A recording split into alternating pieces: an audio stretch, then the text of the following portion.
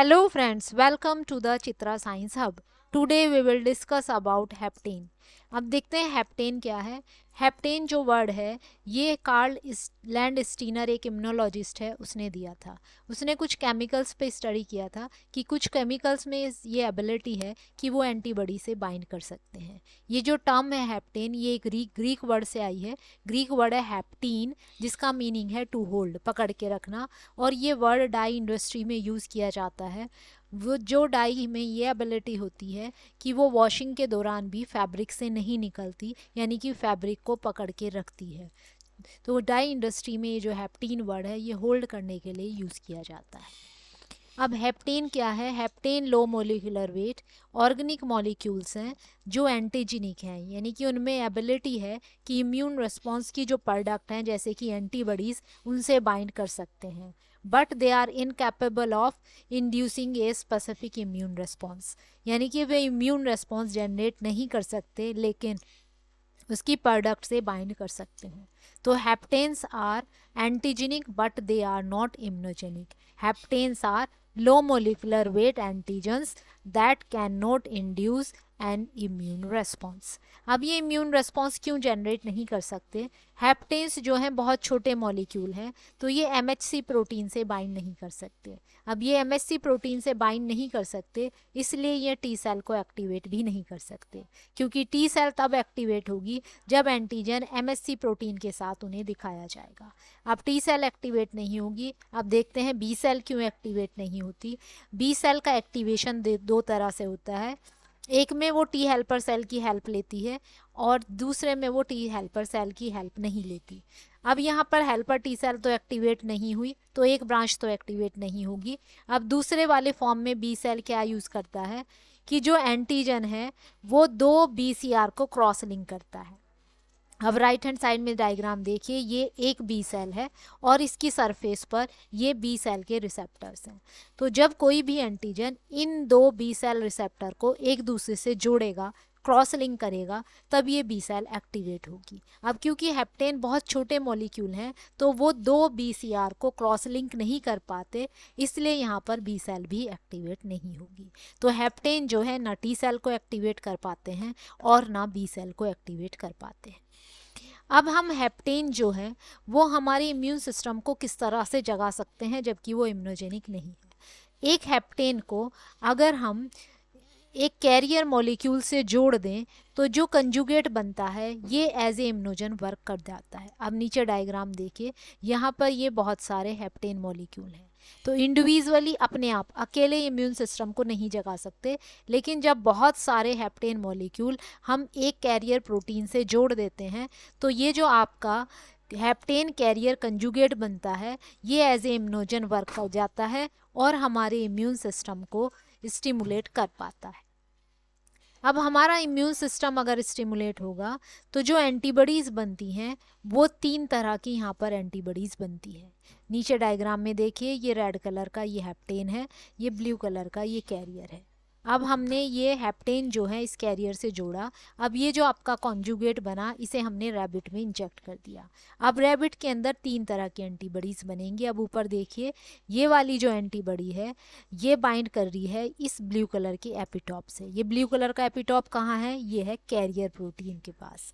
तो एक एंटीबॉडी बनेगी जो कैरियर प्रोटीन का एपिटॉप है या एंटीजेनिक डिटर्मिनेंट है उसके अगेंस्ट। अब नीचे देखिए, रेड कलर की एंटीबॉडी है, ये बाइंड किससे कर रही है? आपके हेप्टेन से।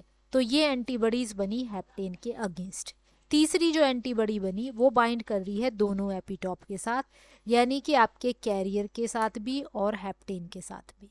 तो यहाँ पर जो एंटीबॉडीज बनी हैं वो 3 तरह के एपिटॉप के अगेंस्ट बनी है। एक हेप्टेन के अगेंस्ट, एक जो कैरियर प्रोटीन के एपिटॉप्स हैं, और तीसरे वो जो नए बने हैं जिसमें दोनों के रीजन जुड़े हुए हैं, हेप्टेन का भी और आपका कैरियर प्रोटीन का भी। अब एग्जाम्पल्स देखते हैं हम कुछ हेप्टेन्स के। डीएनपी क्या है? ये है 2,4 डाइनाइट्रोफिनाइल। ये जब हम इंजेक्ट करते हैं रैबिट के अंदर, नीचे डायग्राम में देखिए ये है हेप्टेन। जब हम हेप्टेन इंजेक्ट करेंगे तो कोई भी एंटीबॉडीज़ नहीं बनती। इसका मीनिंग ये है कि डीएनपी जो है वो इम्यूनोजेनिक नहीं है। लेकिन जब हम डीएनपी को एक बीएसए प्रोटीन, ये देखें यहाँ पर बीएसए, ये कैरियर प्रोटीन है, ये कैरियर प्रोटीन के साथ जब हम जोड़ के हमने बनाया हेप्टेन प्लस कैरियर, तो यहाँ पर एंटीबॉडीज बनी डीएनपी के अगेंस्ट भी और बीएसए के अगेंस्ट भी। तो यहाँ पर ये जो डीएनपी है एज ए हेप्टेन काम कर रहा है, जो अपने आप में इम्यूनोजेनिक नहीं है, लेकिन जब हम इसे बीएसए से जोड़ देते हैं जो कैरियर का काम कर रहा है, तो ये जो कंजुगेट है ये एज ए इम्यूनोजन काम करेगा और आपके हेप्टेन के अगेंस्ट भी एंटीबॉडीज़ बनेंगी और कैरियर के अगेंस्ट भी एंटीबॉडीज़ बनेंगी। अब दूसरा एग्जाम्पल देखते हैं, यूरोसियोल। यूरोसियोल क्या है? ये एक टॉक्सिन है और ये कहाँ पाया जाता है? In oil of plants. और कौन सा प्लांट्स? जिसे हम कहते हैं पॉइजन आईवी। पॉइजन आईवी जो प्लांट राइट हैंड साइड में दिखाया गया है, ये जब हमारी स्किन के कांटेक्ट में आता है तो ये जो यूरोसोल है इसका एक कंपोनेंट, ये स्किन के प्रोटीन से रिएक्ट करता है और रिएक्ट करके यहाँ पर ये यूरोसोल एज ए हेप्टेन काम करेगा और हमारे स्किन के जो प्रोटीन्स हैं वो कैरियर का, ये हेप्टेन कैरियर जब एक साथ मिल जाएंगे तो एक इम्यून रेस्पॉन्स जनरेट करेंगे। उस इम्यून रेस्पॉन्स का रिजल्ट क्या होगा कि हमारी स्किन पर severe rashes, red red colour के इस तरह के रैशेस डेवलप हो जाते हैं, जिसे हम कहते हैं कॉन्टैक्ट डर्मेटाइटिस। अब देखते हैं तीसरा एग्जाम्पल। कुछ पर्सन्स जो हैं वो ड्रग्स के लिए एलर्जिक होते हैं, जैसे कि पेनिसिलिन। अब ये एलर्जी कैसे जनरेट होती है? ये जो ड्रग्स हैं जब ये बॉडी में जाके मेटाबोलाइज होती हैं तो मेटाबोलाइजेशन के बाद ये एज ए हेप्टेन काम करती हैं और ये हमारे अंदर सेलुलर प्रोटीन से इंट्रैक्ट करके उनके साथ एक कंजुगेट बना लेती हैं।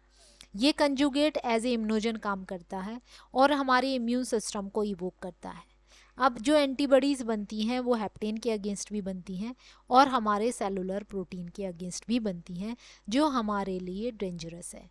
तो ये जो ड्रग प्रोटीन कंजुगेट बना, ये जो इम्यून रिस्पॉन्स जनरेट करेगा वो डिलीटीरियस होगा, हमारे लिए हार्मफुल होगा। कुछ पेशेंट्स में जब हम पेनिसिलिन इंजेक्ट करते हैं तो वो जो है आईजीई जो एंटीबॉडी है उसका प्रोडक्शन कराती हैं हमारी जो है बॉडी के प्रोटीन से मिलकर, और ये जो आईजीई एंटीबॉडी है ये एलर्जिक रिस्पॉन्स जनरेट करती है। इसलिए एंटीबायोटिक ट्रीटमेंट देकर कुछ पेशेंट्स में एलर्जिक रिस्पॉन्स डेवलप हो जाता है। अब दूसरे एग्जाम्पल्स देखते हैं जो बायोलॉजिकली इंपॉर्टेंट सब्सटेंसेस हैं और जो हेप्टेन की तरह वर्क कर जाते हैं। उनमें है पेप्टाइड हार्मोन्स और steroid hormones. This is all about haptens. Thank you.